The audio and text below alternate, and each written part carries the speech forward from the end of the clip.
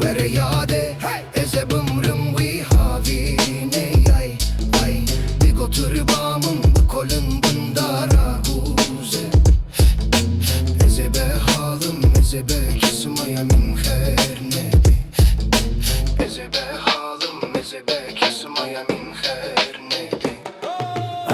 Küçük sokaklarda büyüdü bu planlar. Cepte para yoktu ama vardı imanlar. Karanlıkta yol buldum ışık içimde. Her satır alın teri iz kaldı dizimde. Güneş yok sandım bu karanlıkta. Düştüm kalktım defalarca bataklıkta. Alın teriyle yazdım her satırı. Bu hayat test etti hep sabrımı.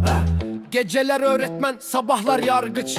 Aç karnım öğretmen oldu. Yalan bol, yüzler maske, sözler kirli. Hayat ringe çıkardı, yumruklar sertti. ورياضة إذا بمرم ويهابيني bir götürübamın bu kolun bundara guze Ezebe halım ezebe kesmaya min khair nebi Ezebe halım ezebe kesmaya min khair nebi. Paraya tapanlar eden dostu da satar. Sonu yalnızlık bunu zaman yazar.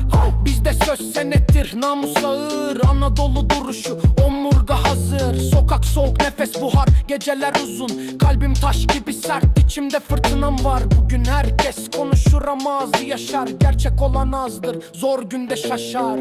Gece ayaz, yollar diken. Kalbim taş ama içim zehir diken. Maskeler düşer, zaman konuşur. Gerçek adam fırtınada da dimdik durur.